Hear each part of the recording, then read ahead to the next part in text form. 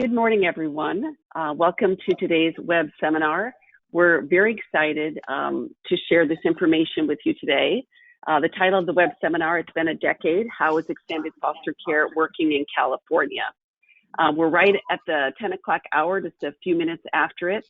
We're gonna have a lot of people joining, so we're gonna hold for about 1 more minute and then we will get started.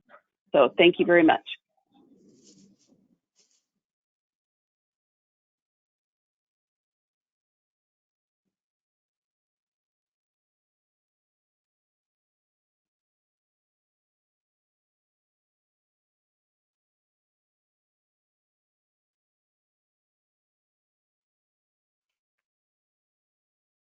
Okay, it looks like we have a critical mass here.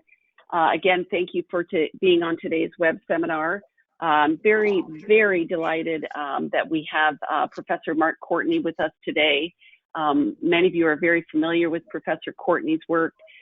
He has been working on the issue of transition age youth for quite some time, helped us understand their needs, first with the Midwest study, and then fortunately, when California extended foster care to age 21, was very involved in the initial research, as well as been following a cohort of young people each step along the way.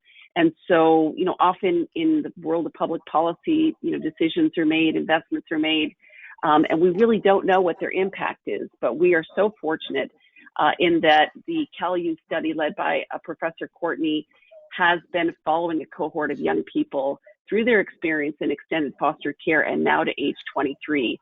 And we can actually have the benefit of science, of social science, to inform our public policy, to understand the impact, as well as how we can continue to hone this important policy so that it achieves its full potential. So with that, I'm going to hand it over to Mark. Thank you very much for being here today. We truly appreciate it. Thanks much, Amy. Hi, everyone. We're really looking forward to this, and I'm going to move pretty quickly through it. But don't worry if you are looking at a slide and would like to look at it longer. I expect that J-Bay will share these slides, and they're available through other venues as well. So I'm Mark Courtney at the University of Chicago, and the other folks on the slide are the folks who put the work into generating the output, findings that I'm going to describe today. I'm trying to advance the slide, Amy, and it's not letting me do that. Now it did. Hopefully that's me. So very quickly, this is the CalYouth study. It is an evaluation called for in the legislation, AB 12, to evaluate the impact of extended foster care in California, and we're focusing on 3 broad questions. The first is, what impact does extended foster care have on youth well-being outcomes? And then if it has an impact, what factors influence the supports that youth receive through extended foster care? Extended foster care is a policy, but enacting a policy and then seeing how it works are 2 different things. So we want to understand what young people get as a result of extended foster care and what influences what they get. And in particular, the third question is, how do the living arrangements and other supports that youth receive in extended foster care mediate between extended foster care and the outcomes? In other words, how do things like the availability of transitional housing plus placements that are afforded by extended foster care influence youth outcomes? As many of you know, the study involves a wide range of data collection. So we're following a group of over 700 young people we started with back in 2013 when they were about 17 and a half. As they age out of foster care, and I'm going to be talking today about their outcomes all the way through age 23. We've done surveys of caseworkers that look at the characteristics of these young people, but also the services they get. And then we also have, through our partnerships with the state of California, access to a wide range of administrative data on youth experiences in foster care and their outcomes. The study is a partnership with the California Child Welfare Co-Investment Partnership. That's the Department of Social Services State Agency, the County Welfare Directors Association, the Judicial Council, and a set of funders. I really want to thank all of them. This study is not possible really without the active engagement of all of those stakeholders. They support the research, they give us feedback on our work, help us generate questions that are relevant to the field. And then you can see the website there that hosts our work as well. So the Longitudinal Youth Study started back in 2013, as I mentioned, and it was young people who've been in care for 6 months or more as of that point, and were between 16.75 and 17.75. And we were able to interview almost all of them at baseline and follow over 4/5 of them about every 2 years. And today I'm going to be focusing a lot on the outcomes at age 23, so outcomes after young people have actually aged out at 21.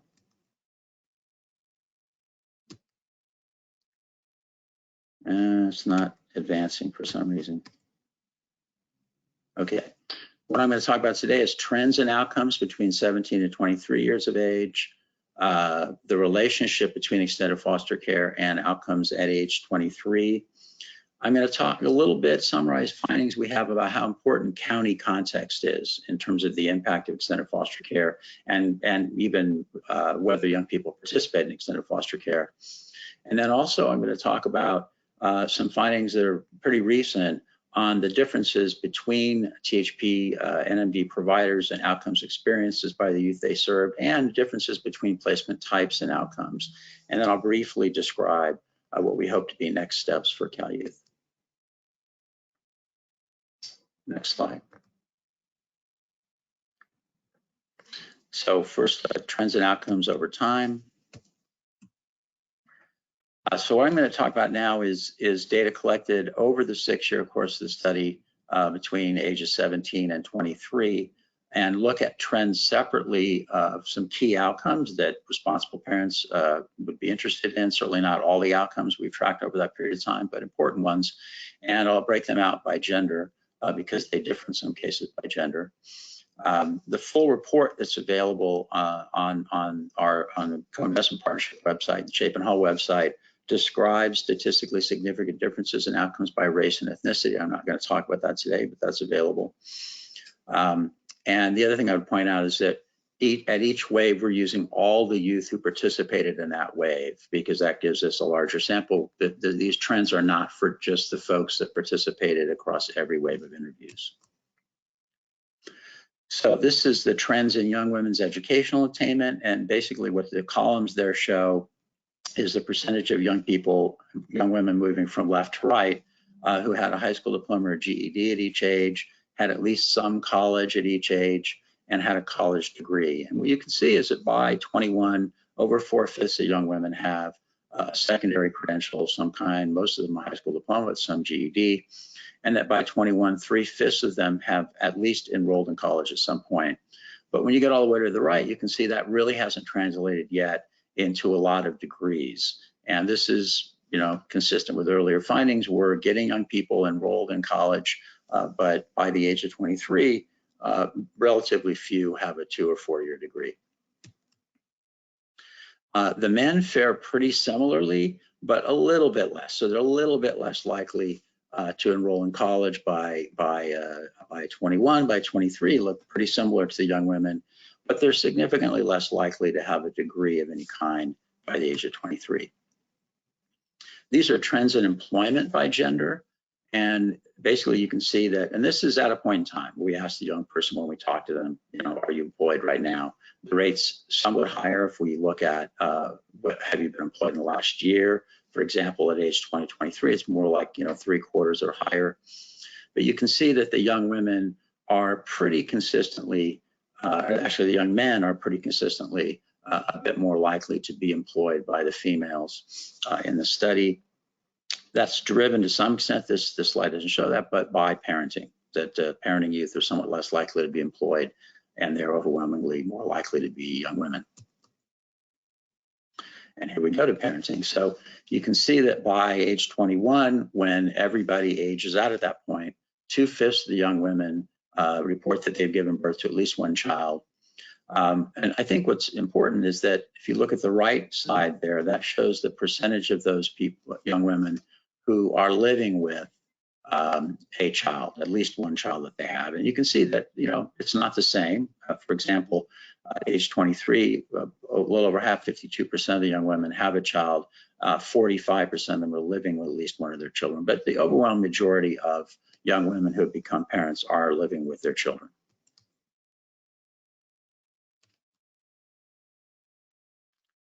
Why is it not forwarding here? There we go, males. So that's not true for the young men. The young men are much less likely than the young women to tell us that they have fathered a child, with about 1/4 of them telling us that at age 23.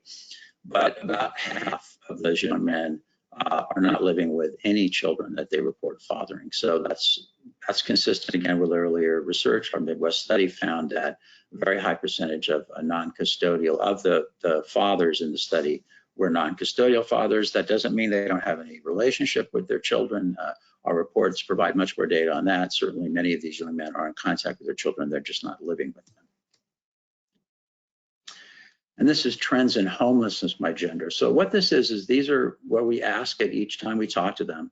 So at wave 2 of the study, when they were 19, for example, we asked a set of gold standard questions that homelessness researchers ask about whether the young people had been homeless since the last time we talked to them. So, for example, at age 19, the males, 19% of them reported being homeless at least once since the last time we talked to them at 17.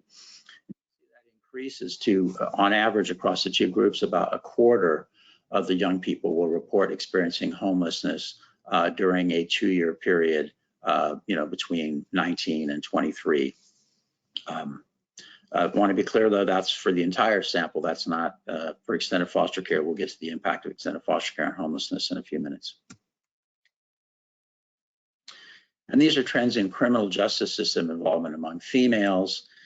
And working from left to right, it's the percentage of young people telling us that they've experienced this at baseline. So the very high column there, that's whether they told us at 17 they had been arrested, convicted, or incarcerated. You see very high rates for these young women of prior to the age of 17 being arrested or incarcerated, for example. More than 1 out of 5 had been incarcerated.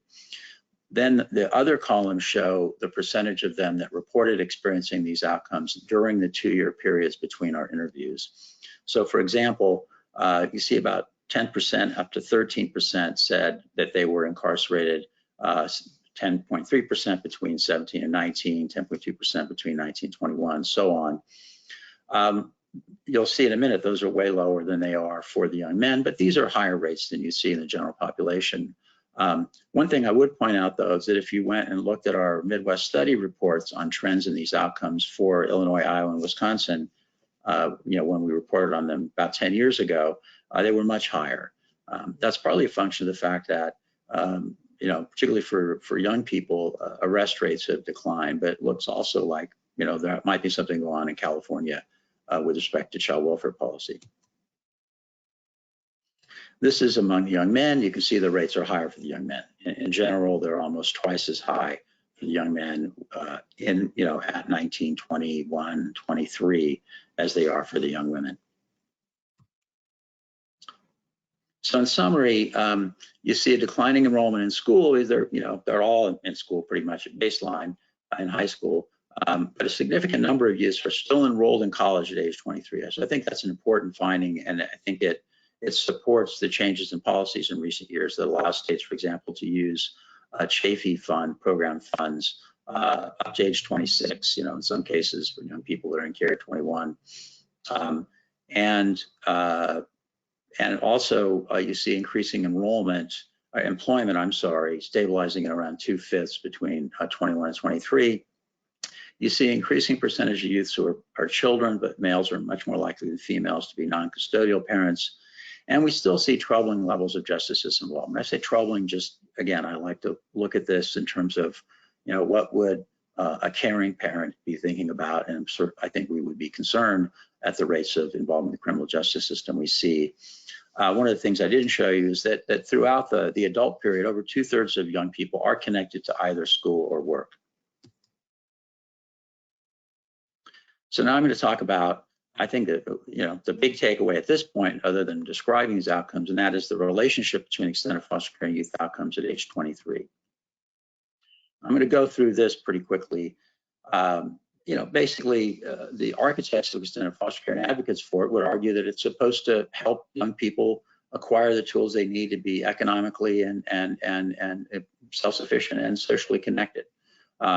And prior research by CalYouth and in the Midwest study as well has found that more time in extended foster care is associated with a range of positive outcomes through age 21, and we haven't found evidence to date in that research of any harms associated with participating in extended foster care. So the research questions that we asked in this report, which will be out soon, is what's the association between extended foster care and youth outcomes at age 23, which is a full 2 years after these young people all exited care. In many cases, they had exited before the age of 21, but all of them were out of care for at least 2 years. And we're asking, is more time in extended foster care associated with outcomes at that age? We looked at about 24 outcomes, and they cover really the range of things that we'd all be interested in terms of how young people are doing as young adults. So what do we do? These analyses are focused on the 622 young people who we talked to at age 23. They're based on questions we asked them during that interview. We also did for a couple of outcomes in terms of post-secondary education and employment, supplemental analyses using our administrative data, because we can look at enrollment and persistence in college with data from the National Student Clearinghouse for a much larger sample of young people, tens of thousands of young people who spent time in extended foster, or spent time in foster care and aged out of foster care before the law passed back in 2000, it went into effect back in 2012, and after. So it allows us to do a different kind of question, sort of before, after, do we see the change in law having impact on college enrollment, but also on employment through our access to unemployment insurance wage data. The main predictor, the main thing we're looking at is, does the amount of time young people who spent in foster care between 18 and 21, which ranges from 0, some of the young people in our study left care before 18, all the way up to 3 years, is that associated with these outcomes?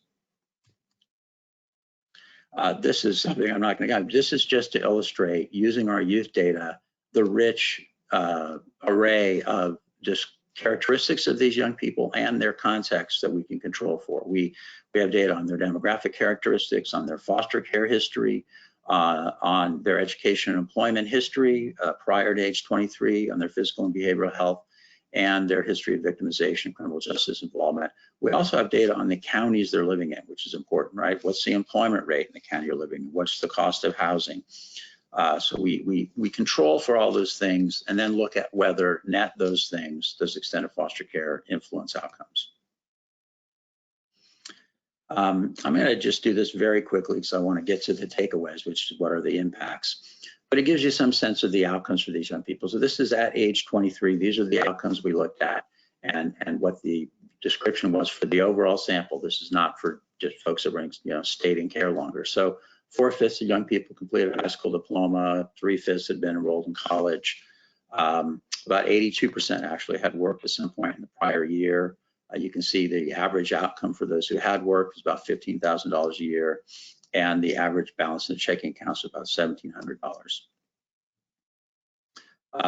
They experienced on average about 1.2 hardships, things like, have you had your utilities cut off? Have you not had money to pay rent? 1/4, then a little over 1/4 would meet the USDA criteria for food insecurity. About 1/3 had been homeless or couch surfed. That's a broader measure than homelessness, and couch surfing is actually very common among young adults. About 1/3 had been homeless since 21, and you can see they'd been homeless about 30 days. And the folks who had received CalFresh benefits, that's not everybody, but of those who had, they received about $850 in the prior year. In general, they were in very, in good to better health, but, 1/4 of them described themselves in poor health. A little over 1/4 had a mental health disorder that we assessed, about 15% a substance use disorder. On average, they reported almost 3 adults they could go to for various kinds of help. And some of them reported on professionals. That was something we're particularly interested in, because managed care or extended foster care actually should put these young people, and often does put them, in contact with professionals although that measure is at age 23, so none of them have been in extended care for a couple of years. And then a measure from 0 to 6 of the adequacy of their social support. And 4.6 means, for the most part, these young people reported having adequate social support. A third of the young women had become pregnant, and 17% of the young men said they'd fathered a child since the last interview. We've already talked about arrest, convictions, those trends. You can see pretty low rate, but nevertheless 6% had been physically assaulted prior to our interview. 8% had had a gun pulled on them, and 11% reported sexual victimization in the prior year. And now to the takeaways. So those arrows are there because what I'm going to focus on is these are relationships between extended foster care and age 23 outcomes. And what I'm going to share is what's the relationship between an additional year in extended foster care and the outcome at age 23.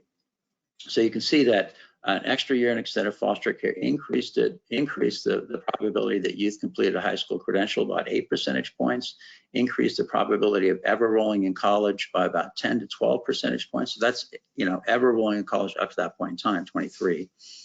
So the nice thing about that is that's talking about the persistence of earlier things, right? They enrolled in college all the way through 23. You see a positive relationship there.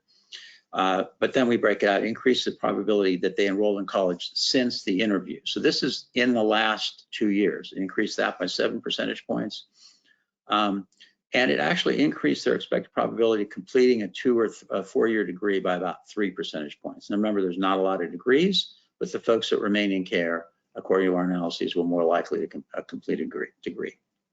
In terms of employment, it increased their probability of working in the past year for over 3 months for at least 20 hours a week by 5 percentage points. And it also increased the amount of money youth had in bank accounts each year in care, increased that by about $640. The other impacts of other outcomes that had impacts on would be decreasing the need-based food assistance or CalFresh by $140 for each year, decrease the odds of becoming food insecure by about 21%, decrease the odds of becoming homeless or couch surfing since their last interview by about 19%, decrease the additional risk of homelessness, additional time homelessness, the amount of time by about 23%, and the number of days homeless by about 10 days. So for an extra year of foster care, reduced the amount of time they spent homeless by about 10 days. Decrease the odds that youth have been arrested by about 28%, and increase the likelihood of youth feeling like they had adequate social support by about a quarter, 25%. We didn't find relationships between extended foster care and some outcomes. So we didn't find any impact on earnings from employment in the last year. We didn't find anything on number of economic hardships. We didn't find impacts on measures of their physical and behavioral health. We didn't find impacts on the number of nominated supports and professionals, but I think it's important to keep in mind that they haven't been in extended foster care at the time of this interview for a couple of years. We didn't find an impact on pregnancies and childbirth since the last interview, and we didn't find an impact on conviction of crime or victimization. I'm going to skip the methods, but remember I mentioned that in addition to our survey work, we used our administrative data to try to look at 2 kinds of outcomes, employment and post-secondary education. I'm just going to focus on the findings there. And to start by summarizing, the findings are generally consistent with the survey, except they call into question some of those findings. So when we look at the administrative data, and we can go back before the law was impacted or was implemented to afterwards, take into account the characteristics of youth we capture in administrative data, but then also take into account the fact that some counties saw a much bigger uptake of extended foster care when the law passed than other counties did. That allows us to use some more sophisticated methods to try to make a causal argument about whether extended foster care has an impact on outcomes or not. I won't get into that. You can ask later if people have questions about that. But when we do that, we find that we see an increase in estimated odds that youth enroll in college between 21 and 23 since 21, so in the last 2 years by about 23%. but that's not statistically significant when we apply the more sophisticated methods. But in terms of the measure of whether it increased the estimated odds that a youth ever enrolled in college by age 23, so that's across the entire period of the study, it increases the odds of enrollment by about 40%. And we find that to be a statistically significant outcome, regardless of the method we use. When we look at the odds that a youth had earned a certificate or two-year degree by age 23, it about looks like it increased those odds by about 9%, but we need to regard that with some caution because in our more sophisticated models, that's not a statistically significant outcome. We also looked at whether it increased estimated odds of completing a 2 or 4 year college degree by age 20. Hold on a second. Oh, first was a certificate, and the other analysis was a degree. And again, we find a positive impact, but it's not significant when we use the more sophisticated model. And then in terms of employment, we find that these findings are similar to the ones that we found using the survey data, regardless of the method we use. So basically, time in extended foster care is positively associated with the number of quarters youth are employed and the amount of money they earn. So I already talked about that. I think it's useful to be cautious about these findings. So first of all, on some of these outcomes, youth self-report may not be accurate, and that may influence the findings positively or negatively in terms of the effect of extended foster care. Our National Student Clearinghouse data didn't capture college graduations after May to June 2019. We only had National Student Clearinghouse data up to that point in time. We did these analyses. We're still able to look up to age 23 for many of the youth, but there's been some youth cohorts that we want to continue to analyze the data to look at their outcomes. And our analyses of time in extended foster care, we measure a lot of things about these young people, and we measure a lot of things about the county context. But it's possible there's things we didn't measure that confound these analyses that lead to young people who would have better or worse outcomes remaining in foster care, and that affects our findings. I guess the last thing I want to say here is, I know this is 10 years after the law passed, but, and hopefully we'll get to this later, I still view extended foster care nationally and in California as a work in progress. I mean, doing extended foster care, providing foster care for young adults is just something fundamentally different in many ways from providing foster care for minors, and states, including California, are still learning about that. I guess the main takeaway I would say is that findings of our analyses now that go through age 23 largely replicate what we found when we did prior analyses of the effect of extended foster care at age 19 and 21. They're basically, extended foster care is positively associated with a range of outcomes. Our ability to make a causal argument that it causes those outcomes varies to some extent across those outcomes, but the evidence is, I think, pretty consistent at this point. And we find no evidence of harm associated with extended foster care. Okay, so now I'm just going to summarize briefly in a few slides a set of other studies I'm not going to really report details on here that look at a couple of things that speak to the second and third questions that guide this study in our partnership with the co-investment partners. And that is, what are the mechanisms through which extended foster care makes a difference? And one of the things that we started with looking closely at, and actually our survey of young people is stratified by county. What that means is we actually oversampled mid-size and small counties in our analyses, and undersampled Los Angeles. We had a random sample of youth in the state. 40% of them would have been Los Angeles County, but that's not what we did, because we wanted to be able to say something about the importance of county context, both in terms of whether young people stay in care, and how many stay in care, how long they stay in care, and whether extended care is associated with outcomes. And so, not surprisingly, county context really influences the services youth receive and crucial outcomes they experience during their transition to adulthood. And without getting into the details of that, I want to say I think that has really important implications for California and other states that operate, arguably other states that operate county administered systems.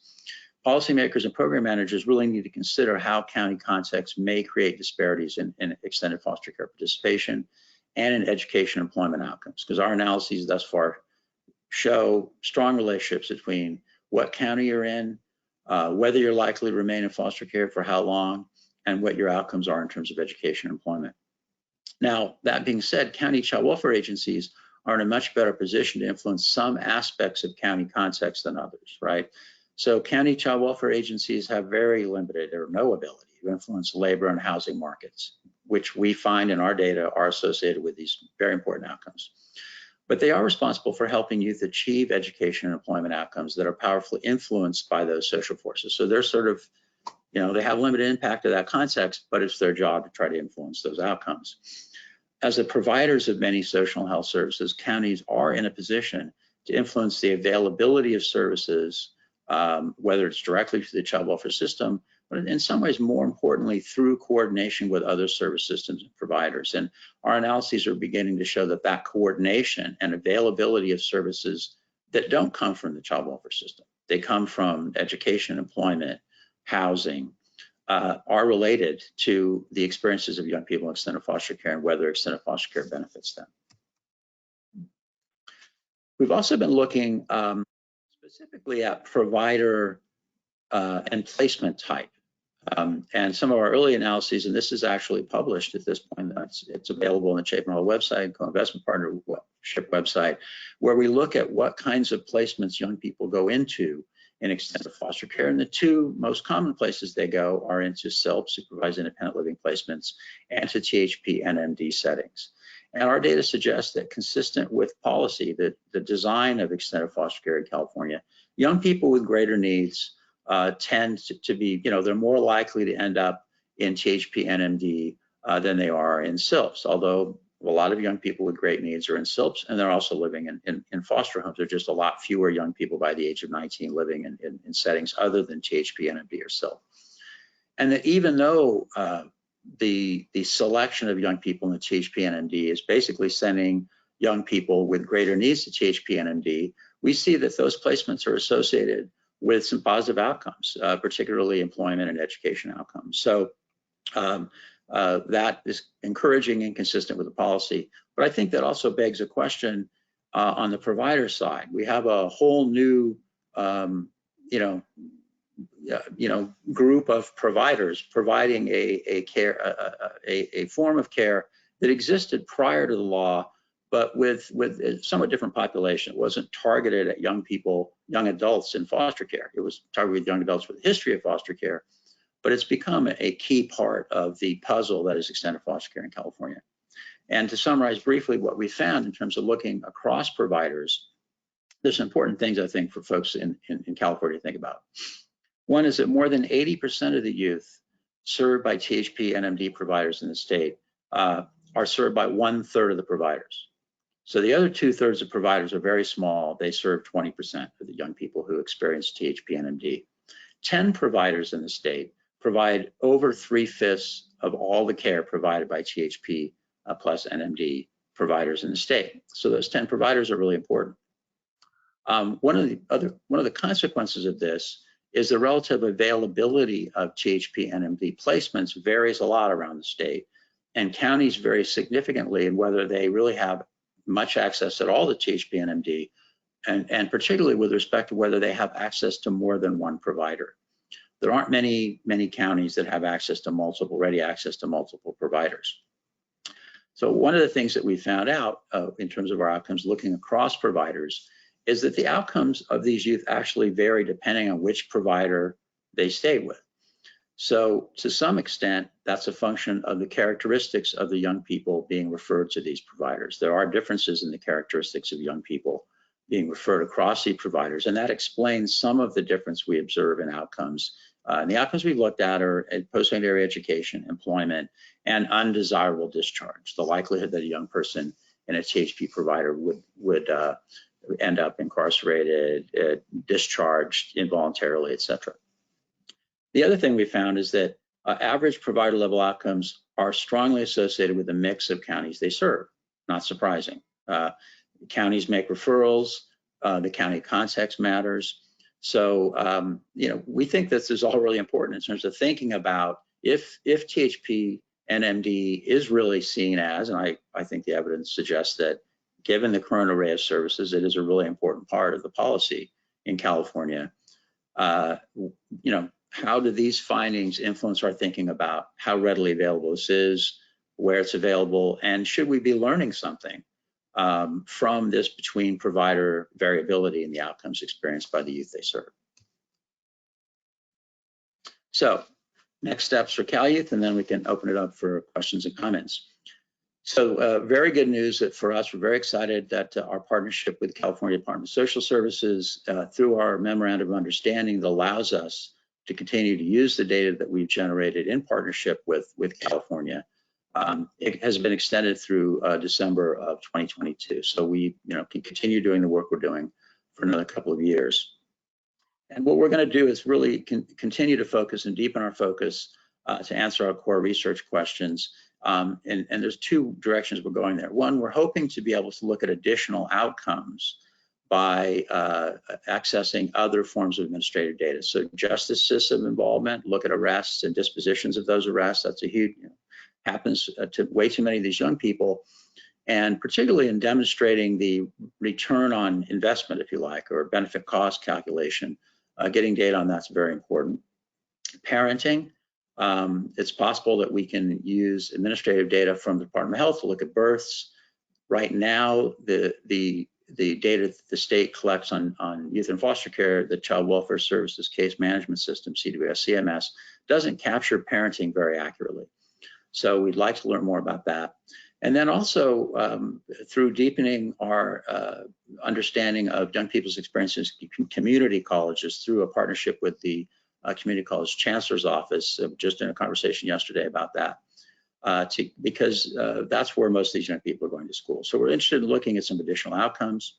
We also want to continue this work, deepening our understanding of the mechanisms through which extended foster care influences outcomes, particularly this issue of county context, placement type, and the kinds of services and supports young people get, including the coordination in terms of county context, the coordination of county child welfare agencies with other, young adult serving institutions.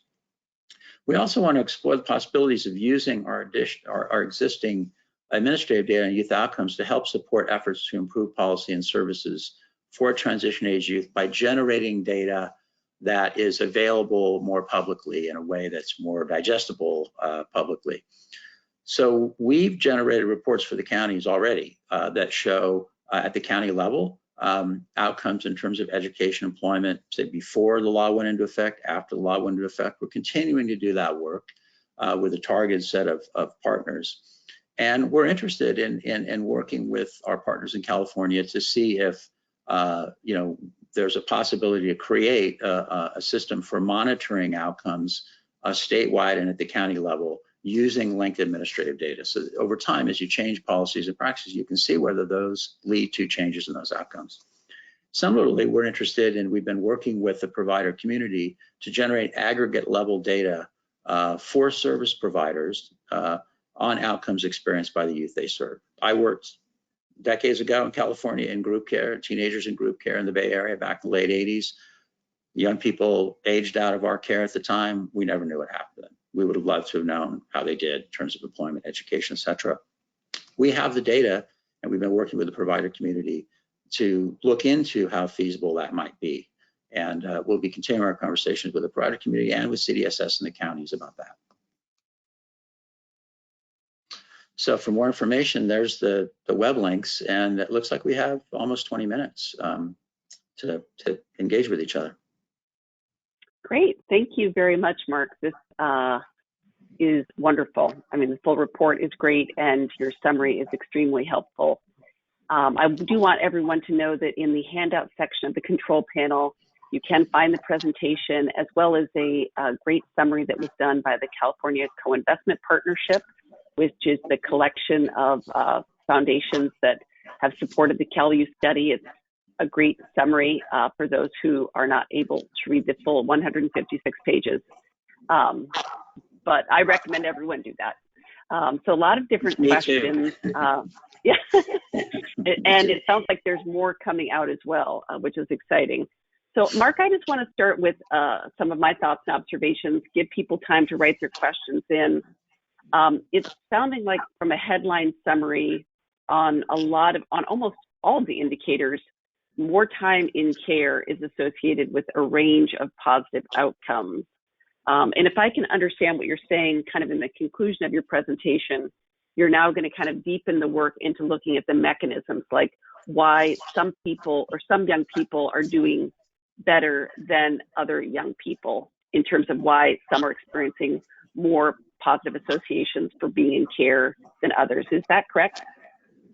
Yes, and actually that's a kind of a somewhat different question, but related, right? So our analyses right now show the average effect of extended foster care across the entire population. But what you're alluding to is we're interested in learning about the variability in that effect, really. I mean, does extended foster care benefit, some young people that have particular characteristics more than others? That's something that we spent some time on. We look at issues of race and gender, for example, but I think we want to deepen those analyses. And then the other thing with respect to mechanisms is, what is it about extended foster care that makes a difference, and for whom, right? So there's an interaction between the mechanism. So for example, one of the things extended foster care does for lots of young people is it gives them a subsidy, right? For youth in SILPs, many of them, mainly what they get is that subsidy and a fairly minimal amount of case management support. Once a month meeting with a social worker, perhaps some other communication with a social worker.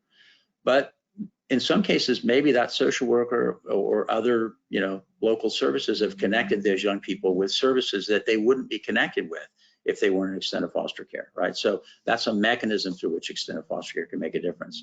Other young people end up in CHP plus NMD. Some are in a placement with foster family agencies, not many, but that's seen in California. It's been used for minors historically as a placement for young people who need more help, right? And the idea is the foster family agencies provide more support and supervision of those foster homes. So we're still really trying to understand how extended foster care influences what young people get from extended foster care, and how that varies across different subgroups of young people, and then the outcomes for those subgroups. Well, that is great, and that is very exciting for those of us who, I would include everyone on this web seminar, who want to make this policy even more effective. Is let's drill down and turn up the volume on those aspects of care that are really having the impact. So something else I want to just get clear about, because I almost couldn't believe it as I read the study. So it looks like in terms of at age 23 in California, 10.9% of young people have completed a 2 or 4 year college degree. Now that isn't anywhere near the percentage that have enrolled, which is in the 60%. But as someone who is regularly writing grant proposals and using the Midwest study, it does seem like it's much better than what those young people had experienced at 26. So could you speak a little bit to that? And if I'm not interpreting that correctly, can you just help me understand if I am? No, I think thanks for pointing that out, Amy. Yeah, you can look at that number and say, whoa, that's discouraging. And I certainly, didn't want to ignore the fact that, compared to the percentage that are enrolled, there's not a lot yet who have degree. But yes, that percentage is, I think, around twice what we observed in the Midwest study. And so I think, it's good news in that regard. The other thing I'd point out is that, as I did when I mentioned it before, is that it's significant. I have to go back and look at it, but to show you this, but non-trivial percentage of these young people at the time we talked to them at 23 were in college, right? So that one of the big findings in the Midwest study, and it's one of the reasons I was really glad that we went out to age 26, I think, was that 1 out of 5 of the young women were in college at 26, and it was over 10% of the young men were in college. So for a lot of these young people, it's just taking them longer to meet developmental markers that we think of as normative during the transition to adulthood. And I think that, the good news is a lot of young people are still in school. They may not have a degree yet, but that doesn't mean they can't get a degree. And that, yes, I think even though that we'd like to have that percentage higher than it is, the statistic that typically is thrown out there is only 3 or 4% of foster youth will get a degree. you know, so I think that this looks better than what we've seen in the past, but obviously there's a lot of room for improvement. Definitely. So just going to go through as many of these questions. One other thing I'd say is that we haven't reported here is we've looked at earnings. We look at earnings in the out years, and then we introduce into our prediction of those earnings whether young people went to college or not at all. We see that earnings are higher. That in fact, college, enrolling in college without even a degree is associated with some of the impact of extended foster care on earnings. So that's important to keep in mind. You don't just have to get a degree to benefit from college. And we see evidence that these young people are benefiting even from the time they have in college in terms of their earnings at age 23. Great. And I'm really glad that you know, I found it very interesting. You reminded me, you know, this is 2 years after leaving care. This is pretty fascinating. So a lot of comments and questions. I guess one comment I'll just make, that someone would be interested in understanding outcomes between those who received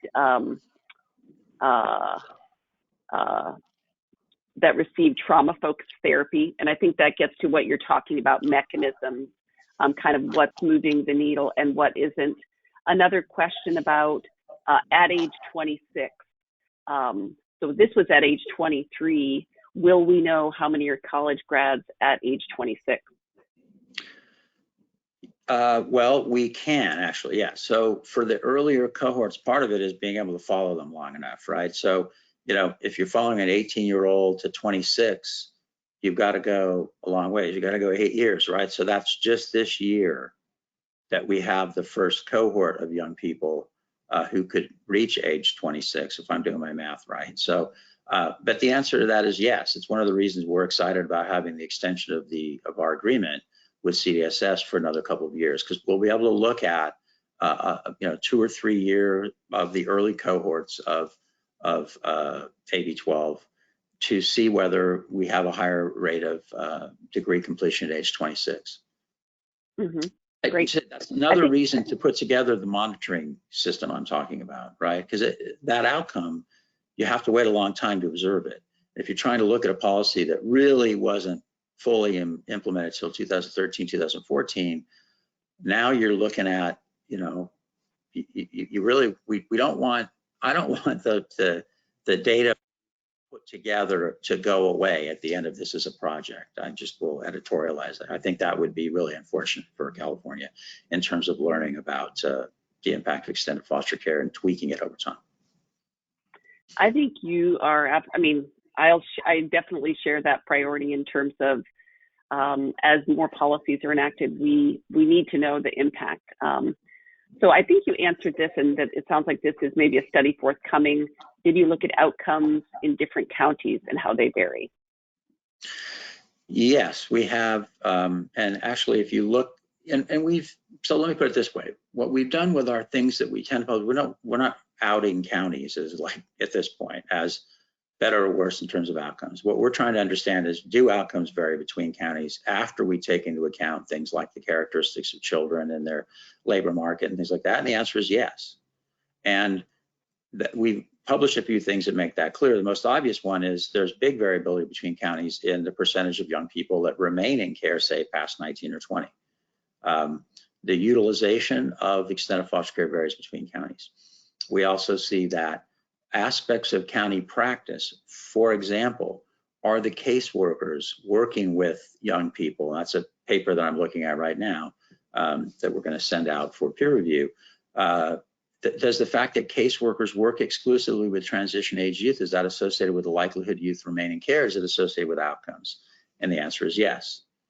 So, but what we'd like to do, and we have shared with counties, and we've had some interaction with counties when we share those findings, is contribute to a practice of counties having outcome data that they can actually look at and react to in real time. Because I think that's where we're going to learn the most about this between county variation, is we see counties that are doing particularly well. Why? Right? And our analyses are going to beg more questions than they're going to explain there. Except when we see things like having caseworkers that work with older adolescents and young adults means they're more likely to stay in care, they're more engaged with young people, et cetera. I mean, that's a finding that could maybe apply, that maybe counties need to think about. And for particularly small counties, that's a challenge, right? They don't have the luxury of having a casework just with young adults. Mm-hmm, definitely. We have one county representative that just wants to know, are these reports done for every county? And if so, how do they, if they're like a county social worker, how can they access them? Right, so the reports we've generated so far, we've distributed with the help of CWDA. For really small population counties, it's challenging because they serve so few youth that we're constrained we can only share data in a way that where the counties or nobody could identify individuals. So we're not about giving data on Johnny to a county. So there's some small counties where the reports are pretty limited, but for the larger counties, they're not that limited. And it's been a while since the last time we did this, but we shared reports with all the county, I forget how many, 40, I think, I could figure that out, that had enough young people. And we could send those out again. And we have updated outcome data actually because of our data sharing agreement. And we're planning on updating those if that's something that CWDA and its members would be interested in. Great, thank you. So here's one. So Mark, you mentioned there's no evidence of harm associated with extended foster care. Can you talk a little bit about, first, what measures were used to capture racial inequity, disparity, and structural oppression of California's foster care system? And two, does extended foster care perpetuate such inequity and impact well-being and adult function? Right, so that's a good question. We in our analyses, in our report, we actually look at racial and ethnic and gender differences in outcomes. And some of those look similar to what you see in the general population. In many cases, though, we don't see differences that you see in the general population. Why might that be the case? Well, one reason that might be the case is that families that come in contact with the child welfare system generally are marginalized families. They're poor. They suffer from the consequences of economic inequality in addition to racial and ethnic inequality. And so that may be one of the reasons you'll see as many differences. When we look at when we do individual studies looking at particular outcomes like education, employment, which we're doing, we always include race in those. And if we see differences in race, we report on those. So if the question is, how does extended foster care, how might it accentuate inequality or reduce it? I would say that, and I think we're interested in looking across outcomes and seeing whether there's a general case to be made. But I would say that it's important to keep in mind that the folks affected by extended foster care are disparately people of color, right? So the policy is actually affecting a higher percentage of people of color than it is white people. And so, at this point, I would say the fact that extended foster care benefits folks generally, and we don't see evidence in the analyses we've done thus far that we reported much that it benefits the white young people in care more than people of color. I would say that it's because it disparately affects a marginalized population, it's probably reducing inequalities for a very small part of marginalized communities of color. Mm-hmm. All right. Another question is, I often think like every young person stays in care until right that 21st birthday, but several people are asking, is that the case, or how many young people do stay right up till age 21? Our data suggests that in our sample, it looks like about half. But I want to clarify that about, I think off the top of my head, about 15% of the young people in our study actually left care and re-entered care after the age of 18. So some of those young people who were in care on their 21st birthday, they didn't stay there until their 21st birthday. They were there on their 21st birthday, but some of them, not most of them, but some of them actually had left and then came back. But about half of those we started with in our study back at 17 would be in care around their 21st birthday. Okay. Another question about the process. Will there be another wave of this study? So at this point, that's a great question. At this point, the reason it wasn't in next steps is at this point, I don't plan to do another round of interviews, mainly because it's very costly. And I guess my thinking about it with respect to my partners is that for the kind of resources that will be required to do another round of interviews with the 700 people we started with when they were 17, when they're say 25 or 26, we could do a whole lot with the Child Welfare Services community in California using administrative data, using kind of surveys we did of caseworkers, where counties have been phenomenal partners for us. We've gotten over 90% response rate from caseworkers working with these young people, and then targeted research with subgroups of young people, parents, youth of color, youth from tribal communities, right? I mean, I think that the amount, we're talking millions of dollars. This is a very expensive study, and adding another wave of interviews that add at least, more than $1 million. And for that kind of money, I think, as a community, if that's something we're interested in doing, we can do a lot more using other ways of getting information from these young people and about these young people. Okay. All right, we're closing in, but I think we can get a few more. Now, this is a real question mark. This is not one I've planted. Someone's asking, it sounds like THP NMD is serving higher need young people. How can the state help THP NMD have more capacity? Well, I think that's a great question. Clearly, there's a variety of capacity in terms of, around the state, et cetera. And I think off the top of my head, increasing capacity would require some real thinking about between the state and the counties about what capacity the counties actually want from the provider community, and some coordination and collaboration with the provider community to identify where there are a lack of access to THP, which counties have a lack of access, what parts of the state, and how can we encourage providers to work there and encourage those counties to refer. The other thing I would point out is there's a big gap between the level of intensity provided by THP NMD and SILP, right? And so I think we really need to think about what the basic intensity of case management by county child welfare agencies for the young people who are not in THP NMD is, because our data suggests that it's not very intense. And it doesn't even approximate the level of engagement that, some evidence-based or, programs of case management for which we have some evidence.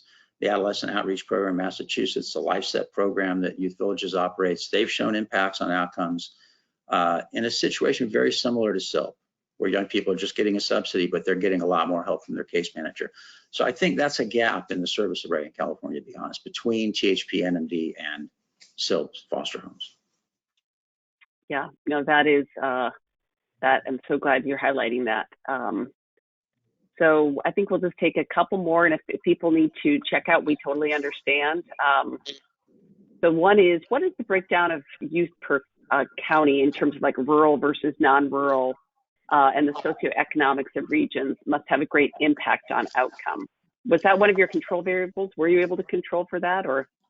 Yeah, we control in all of our models pretty much for urbanicity is what we call it. And it's just a standard thing the Census Bureau uses. And you've got, 20 plus counties that are rural, really rural. They don't have a population center really of any size.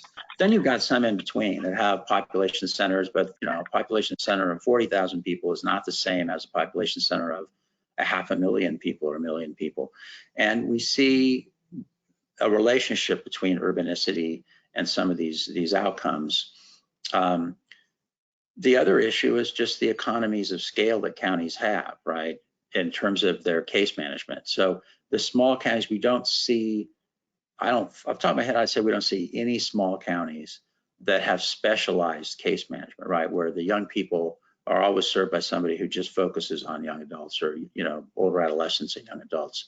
That is concentrated pretty much exclusively in counties that have large enough populations where they can organize services that way.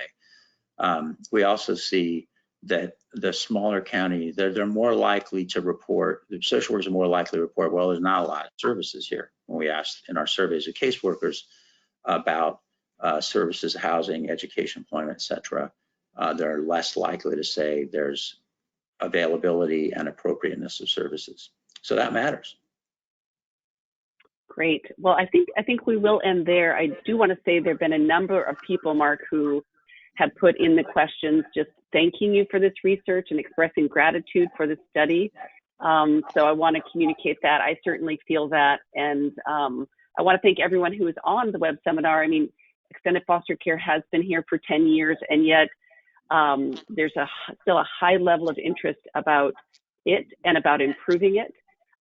So thank you everyone for being here. We will send out a recording of the web seminar, the presentation, the California co-investment summary of it. And we look forward to more great research in the future from you, Mark. Thank you again. Thank you. And thanks all you folks out there in the audience who are our partners. You know who you are, and this study doesn't happen without you. So thank you so much. Great.